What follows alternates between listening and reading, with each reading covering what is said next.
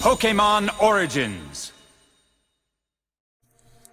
Hello there guys, the one and two back on Kanto University with Pokemon Origins. Now I'm going to be on this channel once more doing some Pokemon Origins for you. I'm starting off again by doing the Kanto Starter, Trio, Bulbasaur, Charmander, Squirtle, this time including information about the Mega Evolutions for Venusaur, Charizard and Blastoise, and then I'm going to be moving on to the Kalos Pokemon, starting out with Villon and moving onwards from there. I've already started doing some Kalos Pokemon and you can find them on my channel, as well as the Pokemon from the Hone series and also the Sinnoh and Unova series as well, so there'll be a link in the description for those if you guys want to check them out. There'll be I'm pretty sure there's a playlist on the front page of my channel, you can always check it out there. Anyway, let's just get on with this episode, shall we?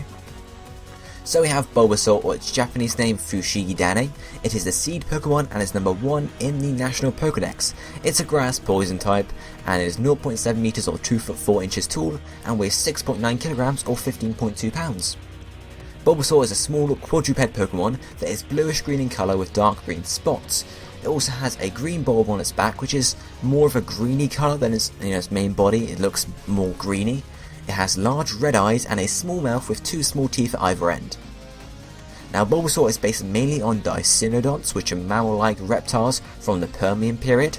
However, they also share similarities with amphibians, like the metamorphose stages, because it doesn't actually change, just gets sort of larger in appearance as it evolves. The bulb on its back may be a lily or an onion bulb, as they're very similar in appearance, but generally most bulbs have a similar shape, so it could really be anything. There are no gender differences between Bulbasaur, and Bulbasaur's shiny form has a light green body with obviously lighter green spots on it, and a darker green bulb on its back. The Pokedex entries for Bulbasaur generally talk about a seed or the bulb on its back growing larger from sunlight, and that it's actually filled with seeds, so the bulb is not in fact a thick structure, it's filled with those different seeds, which obviously will become flowers in its evolved forms.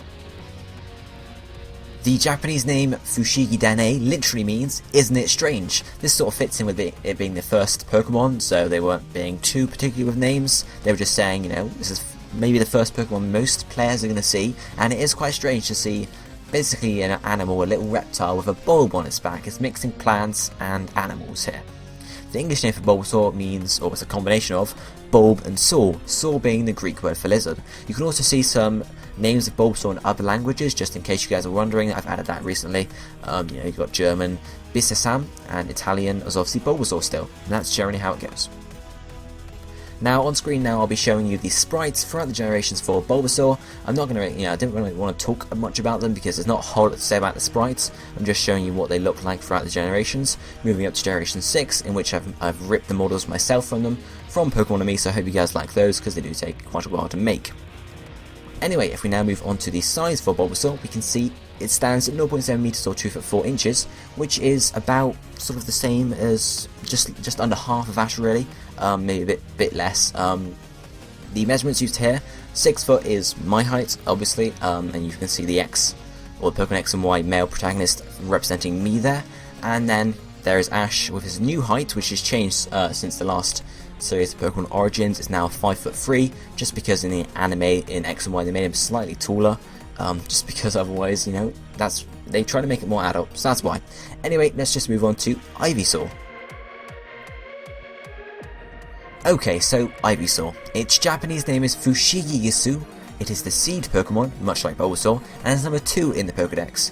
It's a grass poison type yet again, and stands at 1 meter or 3 foot 3 inches tall, and weighs 13 kilograms or 28.7 pounds. Bulbasaur evolves into Ivysaur starting at level 16. Now Ivysaur is a green quadruped Pokemon that has darker green spots over its body, much like Bulbasaur, and its bulb on its back has now turned into a flower on its back, with 4 green leaves surrounding it. It's a pink coloured flower and has also pink reddy eyes and 2 small teeth that are now slightly larger, and also has some claws on its feet.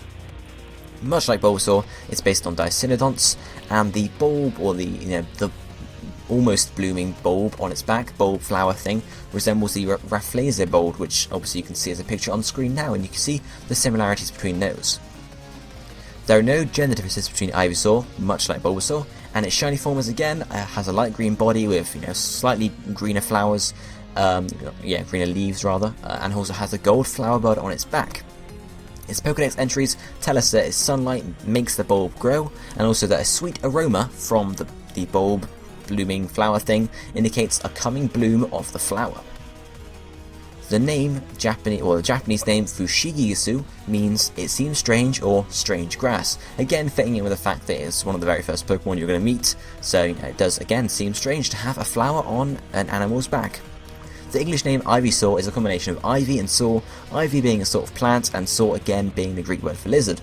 Again you can see some more names for Ivysaur. You've got, German is Bisak Nosp. I can't really speak German, so that's how it's said, I think.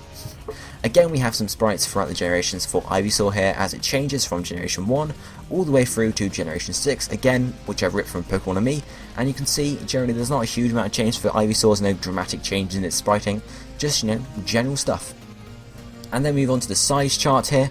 We can see it stands obviously slightly taller than Bulbasaur at 1 meter or 3 foot 3 inches, and is sort of measuring up to Ash a bit more now. Ash is, just, sort of, I don't know, or right, should I say Ivysaur is 3/5 of Ash's height, and again it's about half the size of me, so it's not a huge Pokemon, but then again it is pretty large.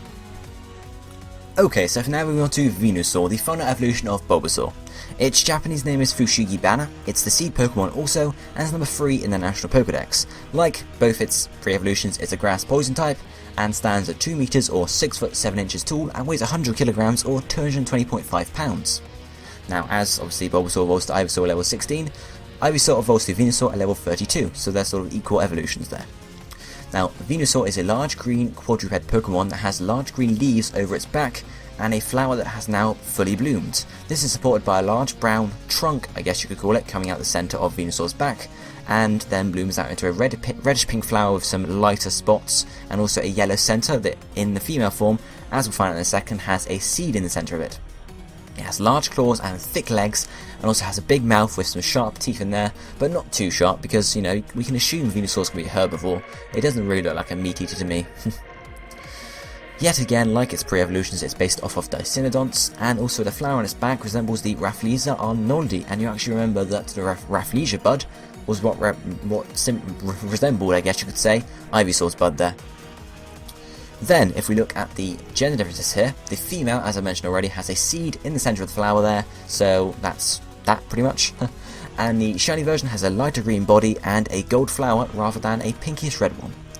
Its Pokédex entries tell us generally that the flower smells stronger after rain happens, and that the scent also attracts other Pokemon to Venusaur, so it's sort of like the centre of the community, I guess.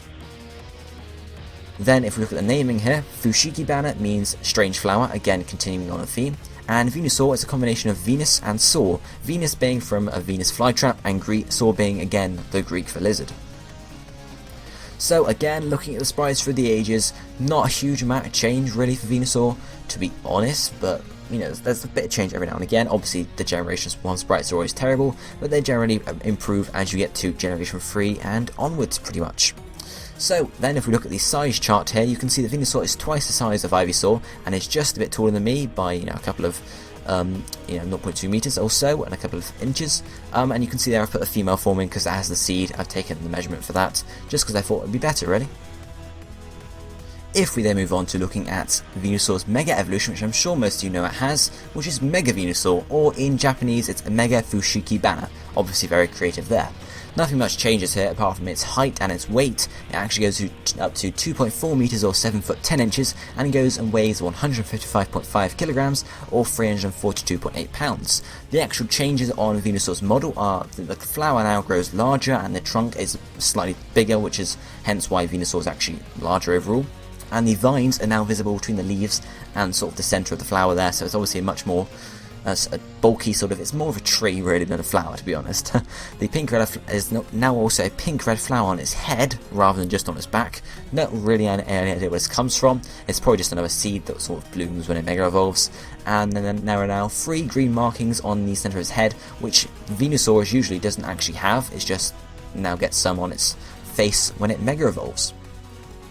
Looking at its models from Generation 6 here, you can see it's a very statured Pokemon, I guess you could say, and obviously the shiny model there, you get the same thing, greener body, you actually get darker green vines there, or similar coloured vines, there's still darker, and then the flower again goes gold, and also the trunk here goes a nice golden brown colour, which is quite nice to look at, to be honest.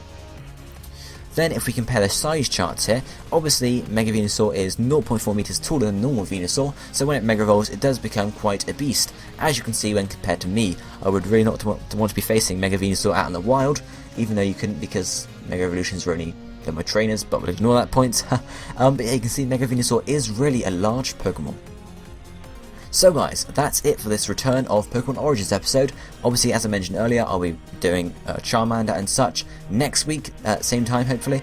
And then I'll move on to Squirtle again, and then we'll get on to the Scatterbug Origins, and then I'm just going to go through the whole of the Kalos Pokedex, just so you guys know as much as you can about the new Generation 6 Pokemon. So guys, I hope you enjoyed this video. Remember to subscribe to Kanto University for some more Pokemon Origins episodes, and I'll see you next time guys. Thanks for watching. Goodbye, friends.